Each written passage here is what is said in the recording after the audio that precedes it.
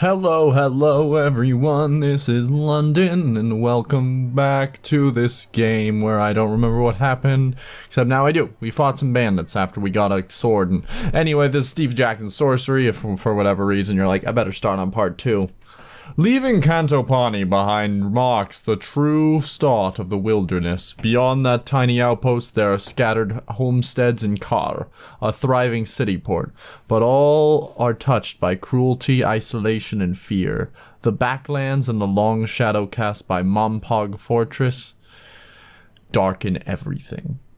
And with the crown gone, and with the crown stolen, things can only grow worse. In the long years since Shalana the Reformer founded the Alliance, the crown has been passed from kingdom to kingdom every 4 years, ensuring each kingdom has its turn to lead. But no more. Ruddlestone, Ledelland, Galantaria, and Bryce have all enjoyed its power. But when the crown came to Analand, it was stolen by birdmen from Zamin and carried off to Mompong. With the crown, the Archmage will be unstoppably powerful. There is no chance of sending an army against him. A military force would not survive the journey. So here you are, a lone hero walking the long path to Mompong alone. I'm tired too. 5 minutes later, you reach a fork in the road. The sergeant, for all his eyesight, hadn't mentioned this. A fork in the road. Oh, my chair's squeaking. The road splits around the base of a gigantic tree, but does not rejoin on the other side. The left path winds down into a valley, and the right rises up a slope towards the first thick forest of the hills. I like forests. It's hard to see much further uphill. The forest is sudden and thick, and the path narrow. It may be hard going in that direction, but the hills will involve a lot of climbing eventually. And you may get a decent view of the next leg from the top of the ridge. I like that. You are about to make your choice when you hear a faint cry from somewhere close at hand. Look around. You look around, then finally up into the branches of the tree. A pair of wizened, calloused feet are dangling down over your head. About to drop on you, perhaps? Who's there? That's what I sound like. Oh my god. Oh my god, look at him. Who's there, you call? The voice cries again, a little more boldly this time. Up here! Help! Help! I can't get down! It is the voice of a feeble, wiry old man. Stepping back a little, you can see him clearly. There he is! That's him! As thin as sticks and dressed in dirt rags. Help him down? Ya sure will. Swinging yourself onto the lowest branch of the tree, you reach up and grab the old man by the waist. He is as light as a leaf, and within a moment you have lifted him to the ground. Thanks for that, he remarks, brushing himself down and almost knocking himself over in the process. I was just starting to get a bit, perturbed, but I'm on the safe now. He seems remarkably confident, considering that the slightest stumble might break him into bits. What will you do now? Keep going for Analand, he says. That's where I set off from, a while back now. What the fuck? Wait, what? Is this the guy? You wouldn't believe the story if I told you. Suffice to say, though, if I know my eyes from my eyes, what? You're heading out to Mompong, and you better be smarter than I was. And here, he presses a page into your hand. It is a page torn from a spell book. This might be of some use to you. I found this, just found it mine, and don't go asking how, but it's no good to me anymore. Oh, I'm dying. You take the page and put it into your pack. The man falls quiet and squats down on the ground. With his jabbering done, you hear we hear a beehive. I'm not messing with that, bye. You must move on. The light is fading already, as the old man dashes off downhill towards Cantopani at a terrific pace. He's like, woo, I'm Usain Bolt, but old. You consider your options. I'm going high path. Because here's what I'm thinking. We're low on stamina right now. And that's because, like, we're in this bad, like, air, right? So if we go higher, maybe the air's a little better, so our stamina will go back up faster. Maybe. The high route seems the most secure. In a valley, you can be easily observed from above and led astray, but out in the hills you can go whichever way you choose. Oh my god, why am I yawning? It's like 10 p.m. Of course, when night falls, it may be cold and exposed up on the slopes, but no matter. This journey was never destined to be easy. The path winds upwards into the hills and into the cover of a wood. The afternoon sun glints through the trees and plays tricks on your eyes. Every so often you catch a glimpse of some strange-shaped animal or other watching you, only to find that it is the silhouette of branches and leaves caught at an odd angle. After an hour's walk, you are starting to feel hungry.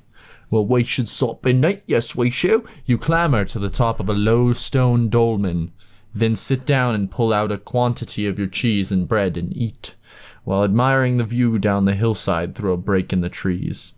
We feel better. Time to move on. You stand and put on your pack, on which you had been sitting to prevent any creatures getting in, or any of your things falling out. Then you return to the path. The climb continues, with the path twisting this way and that. The air grows cold and the sun flickers on the horizon, then sets, making it hard to see your way. But the moon is full, and when twilight is done, it will be bright once more. You know what? I think we should keep walking a bit. This is our first leg of the journey. Oh, am I just walking all night long? What the fuck? You are young and strong. Thank you! Thank you! Oh my god. Look at this game. This game's hitting on me. You are young and strong, and there will be plenty of nights later in your journey where you can catch up on sleep in a real bed, reasoning that to sleep on hard earth would be almost as tiring as to walk. You walk. You will suffer for it physically, of course. Fuck off! The stars come out one by one above you, writing by out the name of the spirits, including your own, the fox. I think that's a mistake. That might be a mistake there. You continue on your weary way. As you walk, you think of the crown. It calls out onwards already, even though you have never seen it.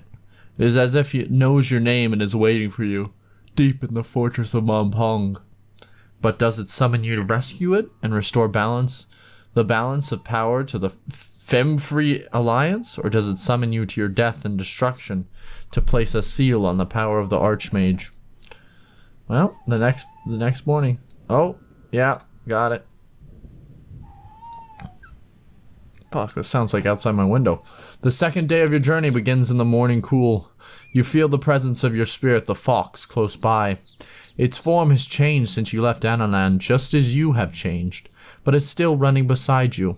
In the temple, they taught you that a prayer to your spirit could heal disease, lift curses, even save you from certain death. But the spirits are not generous and decline to help often. Walk on. So right here, the pray. We can pray if we want. You can feel yourself getting accustomed to the fetid air of the hills. Yeah, bam, boom. You have now ascended several hundred feet and can expect to make excellent progress before the end of the day. As you crest the brow of the hill, you can see something that makes you stop in your tracks. To your left is a clearing, and in the clearing are several poles planted firmly in the ground, and atop each pole is a head. Look at the heads. What, I can't see them? You can feel yourself going outside. The heads are of all kinds and ages. Some are recently fixed, while others have decayed, and some are nothing but skulls and hair. There are human heads, goblin heads, and one or two heads of creatures you do not recognize. All have sewn-up eyes and mouths. A large X painted on a rock nearby is obviously intended as a warning not to venture any further. But ahead the road forks left and right, and you cannot be sure which path you are warned not to take. The right-hand path continues to climb, and the left-hand path winds down the side of the hill. So that's gonna lead to a town. This is gonna lead to a cave. Cave's probably where danger is. But fuck it. The climb continues up to the next hill for several hours until you are not far from the top. Then the faint sound of bustling activity reaches you. Tramping feet, grunting voices, and the clanking of metal against rock. There's something ahead hidden by the ancient trees that line these slopes. I'm stupid. I'm going to do stupid stuff this playthrough probably. So we can always just rewind it back, and it's always fun. It's fun to see what's going on. You leave the path and continue through the woods. A short distance onwards, you hide behind a tree and survey a clearing. A number of goblins are in the clearing, working at the mouth of an open cave. They trudge in and out of the opening, carrying large bowls in their arms, piled up with glistening rocks and dull metallic nuggets. Watch them work. Is it kind of like Snow White? But sexier? You stay hidden, getting a sense of the scale of the operation. There are at least 30 goblins inside the cave. Oh, let's fight them all. Each coming out every few minutes or so with a new pail of stones. Then there are other goblins working in with the clearing with hammers, smashing the rocks into small pieces, extracting metal from inside, loading them into carts, and finally pushing the carts away down a wide track between the trees. It is quite some operation, but not without its weaknesses. There are too many goblins to create any kind of distraction, but they move away into the trees fairly often. Well, let's try to slip in then. You creep closer, moving around the side of the hill, nearer to the entrance to the cave. Then, when all is quiet, you seize your chance and race across the clearing to the mouth of the cave. Hey, here we go! We're going! Run! Oh, damn it. You pause a moment at the cave mouth, but no one has seen you. Following the passage cautiously, you moved between the cool rocks walls of the mine, passing and ignoring ladders that lead down into the clamoring heart of the mine, where 100 goblins sing as they work. Eventually, you reach a junction. Where is the end of... There should be another side to the mine. Is that it? No. Where does this mine end up? Huh. Maybe it ends up in a tree. Or maybe I'm dead. Let's go right, though. This may be the end of London. You follow the passage to the right. It twists around deeper into the hillside and ends in a sealed wood door. Try the door. Locked. We know a spell. We know spells. I'm gonna do a spell, guys. Bam. Ready? D. O. P. Wait. Whoopsie. What the wait, what? I thought that was it. My bad, hold on. Was it not on it?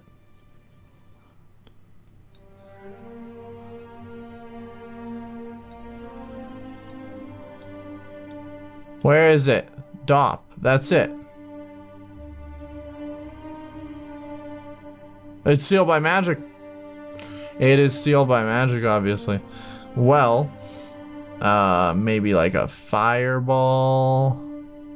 We could shoot a fireball, but we're gonna try breaking it down first. Takes a couple of tries. Oh fuck. Oh god, what is that? Takes a couple of tries, but eventually the old wood cracks about the lock and the door swings open. The room beyond is large and appears to be a storeroom of some kind. In one corner is a pile of black rocks, and more rocks are held in a bucket nearby. These flicker with a dull, glistening light, but most intriguing of all is what stands in the center of the space. A mechanical apparatus, perhaps a press or a stone cutter, being operated by a large and powerful ogre. He does not, for the moment, seem to have noticed you. Oh! Is he blind? Watch him work. Certain he has not noticed your sudden arrival in the room.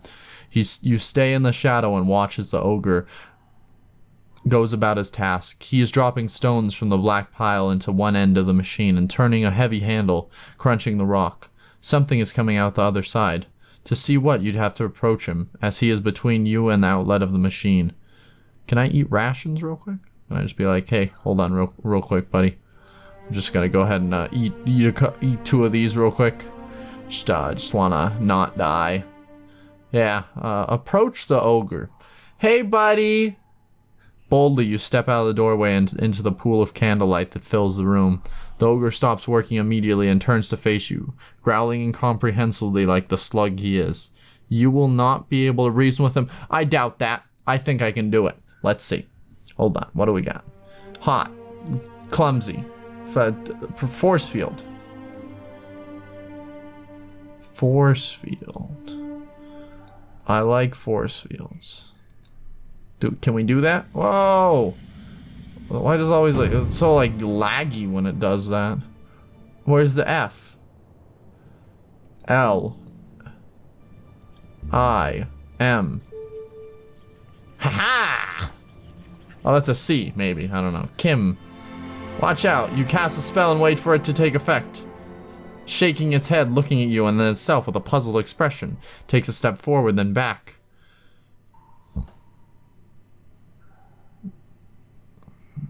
Leave it to its...